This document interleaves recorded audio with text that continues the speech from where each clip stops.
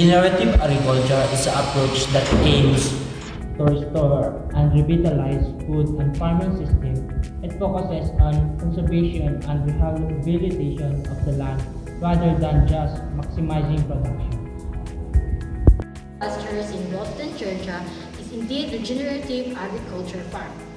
They take pride in farming practices that focus on regenerative land management, humane animal industry, and revitalizing their rural community. They have transformed their way in farming and are now an exemplary model of regenerative, vertically integrated family farm operation making original and global impact.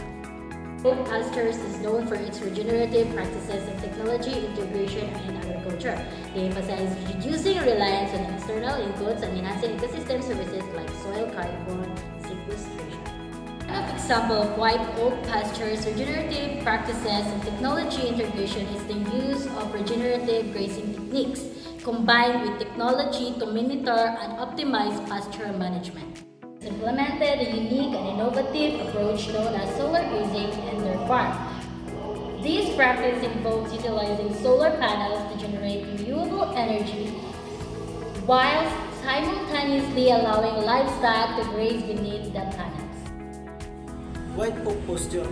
Nagpadako sa mga oportunidad sa pagtatrabaho, inaagis ang pag-una ng voluntaryo sa agrikultura, pagbago sa mga gawi o pag-apel sa komunidad ang ilang estranghero, pagpalapad sa mga kinaideya o sa mga sakop sa mga produkto. Example sa pagmugna o pagtrabaho sa pag-umaka sa mga hayop, pagdumala sa sigahan sa proseso, sa pagpakaon o pagpamaligya sa mga tampo nga pagtubo, sa ekonomiya o paglambo sa komunidad. Farm upholds cultural heritage through preservation of traditional farming techniques and the promotion of sustainable practices that resonate with cultural values. By emphasizing these methods, the farm ensures the preservation of biodiversity, the health of the land, and the well-being of the animals. Breeds raised by the generation from the past before industrial agriculture practice have become prevalent. It preserves breeds and conserve genetic biodiversity, adaptivity, and resilience and population of livestock. Artisanal practices promoting traditional craftsmanship and attention to details and high productivity or high quality of production.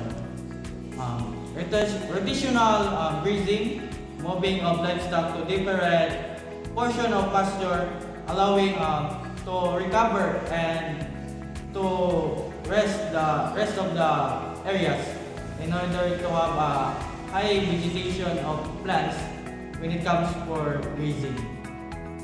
Some key factors that contribute to White Oak Pastures: status as an economic model, diversified product line, direct-to-consumer sales, regenerative agriculture practices, job creations and community development, innovative initiatives.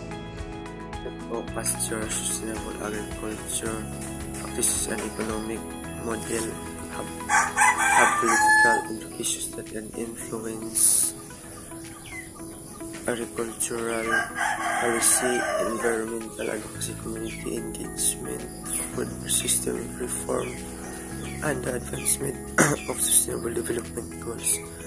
The farm's initiatives have the potential to share political discussions, policy decisions, and advocacy efforts related to environmental conservation, rural development, food system, and sustainability goals of various levels of governance.